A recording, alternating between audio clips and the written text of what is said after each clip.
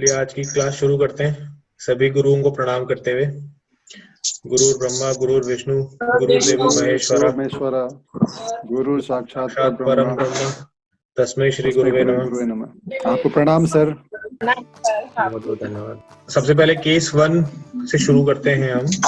Case 1 Pankaj ji ने submit किया मुझे। हाँ जी, आपके पास में ये फर्स्ट फ्लोर वाला केस नंबर 1 जी। अब इस केस के अंदर दिख रहा है ये? इस केस के अंदर इन्होंने क्या किया, आउटर बाउंड्री को मार्क कर लिया पहले इन्होंने, यहाँ से दिख रहा है ये आउटर मार्क कर लिया। ये सबको समझ में आ गया कैसे मार्क करा और क्यों मार्क किया। ये जो खाली एरिया है, स्टेयरकेस वाला एरिया है, इस वाले एरिया को छोड़ दिया गया। और सर ये किसने, आपने किया है? ये पंकज जी का बनाया हुआ केस है। अच्छा, ये वाला जो टॉयलेट वाला एरिया है, इन्होंने इसको खाली यहाँ से कंसिडर करके नीचे तक लिया है। ठीक है, ये टॉयलेट वाला जो एरिया है, ये टॉयलेट है, स्टोर है, क्या है पंकज जी? ये ड्रेस है सर, कबर्ड ड्रेस वाला जो एरिया है ना, ये इन्होंने इसको छोड़ दिया। क्यों छोड़ दिया, इसका लॉजिक सबको समझ में आया? छोटा स्पेस है। छोटा स्पेस है, प्लस ये बालकनी का एरिया है पंकज जी। जी सर, ये बालकनी का एरिया भी छोड़ दिया। इस एरिया को क्यों छोड़ दिया, इसके पीछे का क्या रूल था? ये जो छोटा सा कट है इसको भी हम छोड़ देंगे। सीढ़ियों का एरिया जो खुला एरिया है, इस एरिया को भी क्यों कंसिडर नहीं करना है? क्योंकि यूज में ये नहीं आती। क्योंकि यूज में नहीं आती है। ठीक है, अब ये तो हो गए हमारे ग्रेडिंग के लिए जो हमने आउटर मोस्ट स्क्वायर बनाना है उसकी बात। उसके बेसिस पे हमारा आसानी से सेंटर निकल जाएगा। यहां तक समझ में आती है बात सबको? इन्होंने जो सेंटर निकाला है किस तरीके से निकाला, लगभग इनका यहाँ पे सेंटर आया। ठीक है, इसके बेसिस पे इन्होंने ग्रिड बना ली।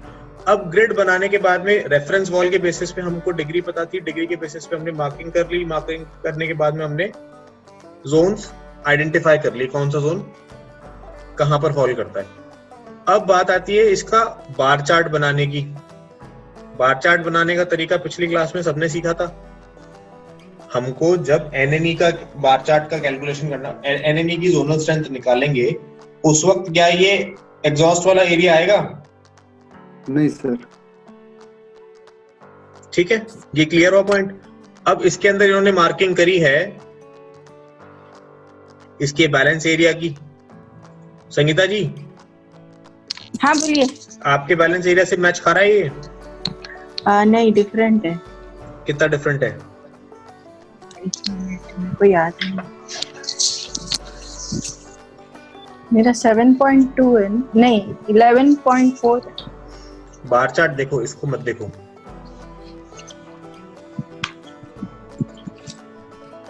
ये आपका बार चार्ट है, ये आपका वाला है और ये पंकज जी वाला है। हाँ सर। दोनों में फर्क समझ में आ रहा है क्या है? हाँ। अगर हम मोटे तौर पे अगर इसको देखते हैं, हाँ। नॉर्थ की जब हम बात करें तो नॉर्थ छोटा है, नॉर्थ ईस्ट छोटा है, ईस्ट भी छोटा है, नॉर्थ ईस्ट भी छोटा है। जबकि संगीता जी वाला जो बार चार्ट है उसके अंदर नॉर्थ ईस्ट जो है वो मिनिमम को क्रॉस कर रहा है।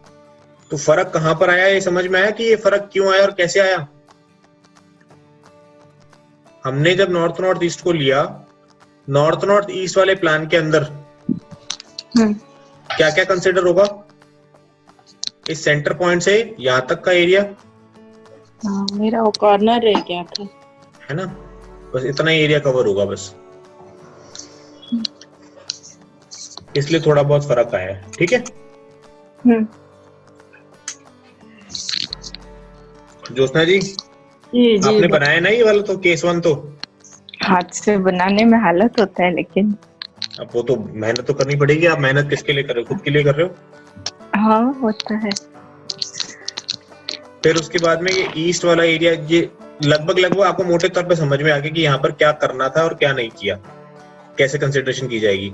इसके बाद में फायर, अर्थ, एयर, वाटर का बनाया। अब एक छोटा सा हम डिस्कशन ये कर लेते हैं इस नक्शे के ऊपर। ठीक है, ये एट्रीब्यूट लगभग सबको ध्यान हो गए। जी सर। है ना।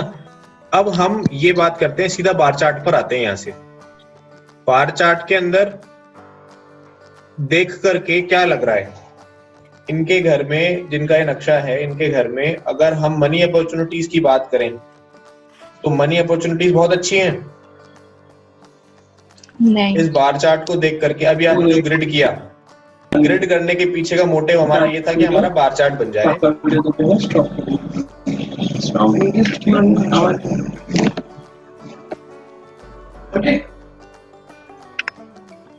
जोशना जी, अभी जो बार चार्ट आप देख रहे हो, यस, इसके अंदर ईस्ट का जो जोन है वो बहुत बड़ा हुआ है, हाँ, दिख रहा है।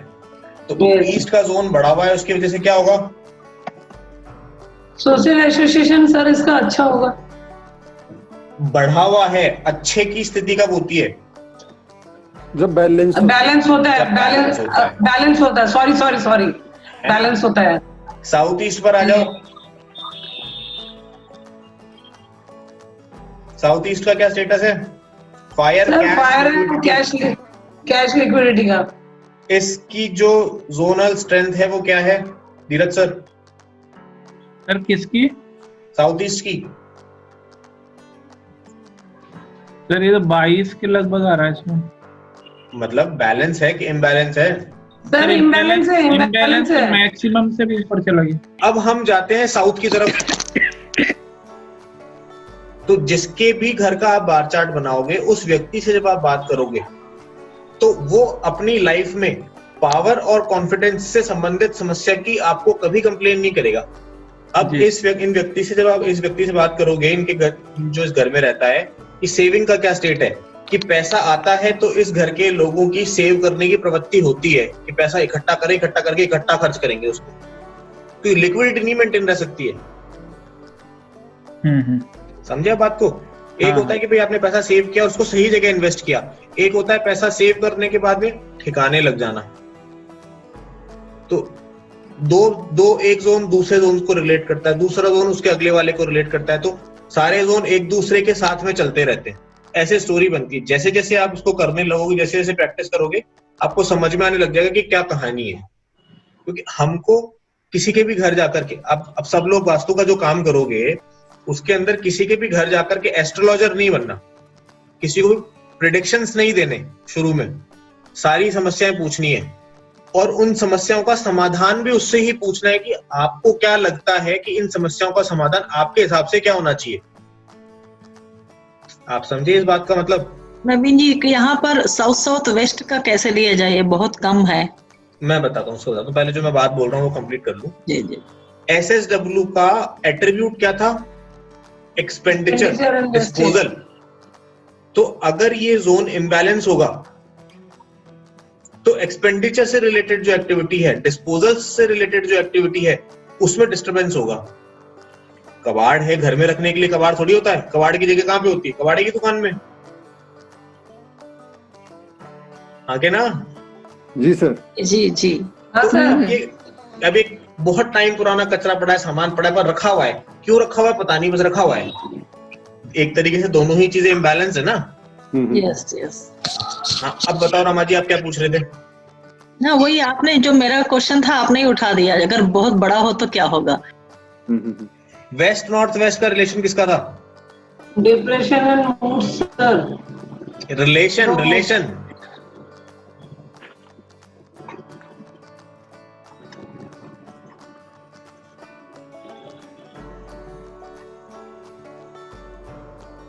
ऐसे कुछ नहीं नजर आ रहा। अभी हम साउथ वेस्ट की बात कर रहे थे कि साउथ वेस्ट में रिलेशन किससे खराब होंगे, तो वो इन लोगों से खराब होंगे। इन लोगों से ज्यादा लॉन्गेटिविटी नहीं बनेगी उनके रिलेशंस के अंदर। ये वेस्ट से रिलेटेड है सर। ये क्या ये वेस्ट से रिलेटेड है? हाँ हाँ है ना, कि भाई हाँ। जैसे अब ये स्क्रीन के ऊपर आ गया बार चार्ट। जी सर। अब वही स्किल्स की बात कर लो आप। अब स्किल्स के अंदर अगर दक्षता चाहिए तो कौन सी स्किल्स बढ़िया होगी? बाकी के जोन्स जो होंगे उनसे रिलेट कर करके हम वो चीज निकाल पाएंगे। ठीक है जी सर। रमा जी, और कोई सवाल? एक जोन कभी भी अकेला कोई किसी चीज के लिए रिस्पॉन्सिबल नहीं होता, किसी भी इवेंट के लिए। ठीक है, अब इसके बाद में अगले वाले के ऊपर। धीरज सर समझ में आया वो जोनल बार चार्ट? हाँ सर आ गया। ठीक है। ज्योत्सना जी हाँ सर। समझ में आ रही है बात? हाँ बिल्कुल। अब ये एयर फायर वाटर वाला आ गया। अब इनके घर में क्या गड़बड़ है? एयर और स्पेस। सर नहीं, अर्थ इम्बैलेंस है। स्पेस। अर्थ और स्पेस इम्बैलेंस है। सबसे ज्यादा इम्बैलेंस है अर्थ, उसके बाद में इम्बैलेंस है स्पेस, स्पेस, उसके बाद अर्थ एयर। यदि इम्बैलेंस है इसका मतलब क्या हो गया? स्टेबिलिटी स्टेबिलिटी नहीं रहेगी सर। स्टेबिलिटी नहीं है। स्टेबिलिटी नहीं रहेगी, है ना? या फिर दूसरे रूप में आप ये कह सकते हो कि इस व्यक्ति की बात में दम नजर नहीं आता। कोई वजन इसको नहीं सुनता बढ़ता। नहीं है। वजन नहीं पड़ता बातों का। नहीं, सुनता नहीं हो वाली बात अपन नहीं हाँ। करेंगे। वो बात सर अपन इसकी क्यों नहीं बातों का करेंगे? वजन नहीं पड़ता। इसकी बातें व्यक्ति सुनते तो है लेकिन वो उतनी इम्पैक्टफुल नहीं होती। हाँ, इम्पैक्ट से नहीं होती। एक तो होता है कोई व्यक्ति जिसकी बात को सुनने के लिए लोग बाग पिन ड्रॉप साइलेंस मेंटेन करके हाँ। रखते हैं कि अगला व्यक्ति जो बोल रहा है उसकी बात में कितना दम है, कितना रेलिवेंस है ना? तो वो स्टेट कब आएगी? जब आपके घर में अर्थ अर्थ वाला जो एलिमेंट है वो बैलेंस्ड होगा या वो थोड़ा सा ज्यादा होगा तो भी ये आपको सिम्टम्स देखने को मिलेंगे। अर्थ एलिमेंट इकलौता एक ऐसा एलिमेंट है जो हर जगह मौजूद होता है। चलिए अब इसके अंदर उन्होंने लिखा है केस 1 के अंदर एंट्रेंस। सर आपने फर्स्ट टाइम जब आपसे बात की थी आपने बताया था कि एंटी एलिमेंट आप एक बार नोट करना। चलो कोई बात नहीं। अब ये वाला EU जो में फ्रिज, ओवन, गैस। नहीं, यहाँ नक्शा में हाँ नक्शा तो नहीं दिख रहा है, वो बहुत छोटा है। नक्शा बहुत छोटा है, लो बड़ा कर देते हैं। ओके, किचन में तो गैस दिख रही है और सिंक दिख रहा है, बस। वापस नक्शे पर आते हैं। ये चीज समझ में आई? बार चार्ट का रोल, जी सर। बार चार्ट कैसे काम करता है। अब इस वाले नक्शे के अंदर एक छोटा सा इंपॉर्टेंट पॉइंट बता देता हूं, सब लोग इसको ध्यान से सुन लो। सबसे इंपॉर्टेंट जोन किसी भी घर के अंदर ये एक ऐसा जोन है कि जहां पर कोई ट्रीटमेंट नहीं हो सकता। यहां पर अगर कोई एंटी एक्टिविटी है तो उसको रिमूव ही करनी पड़ेगी, यही इलाज है। बेस्ट वो है नॉर्थ ईस्ट वाला जोन। इस इलाके के अंदर यदि कोई एंटी एक्टिविटी होती है, यहाँ पे एंटी एक्टिविटी क्या हो रही है? टॉयलेट। यहाँ नॉर्थ ईस्ट वाला एक ऐसा सेंसिटिव जोन होता है कि यहाँ पर कोई भी एक्टिविटी हो, कोई भी एंटी एक्टिविटी हो तो उसको वहां से हटाना ही पड़ता है, उसका कोई इलाज नहीं होता। और इस जोन की खास बात होती है, वो खास बात क्या होती है कि इस जोन में यदि कोई एंटी एक्टिविटी होती है, यदि कोई ऐसी एक्टिविटी होती है या यहाँ पे कबाड़ पड़ा होता है, जैसे कि इस घर में टॉयलेट है ना, तो ऐसी स्थिति के अंदर इस जोन की जो एनर्जी होती है उस एंटी एक्टिविटी को सीधे पैर हटने नहीं देती है। टॉयलेट और किचन होगा तो किचन होने में से भी रिमूव करना पड़ेगा सर इसको? अगर किचन है तो वो भी नॉर्थ ईस्ट में से हटेगी। नॉर्थ ईस्ट के अंदर किचन है तो वो आपको जीने नहीं देगी शांति से।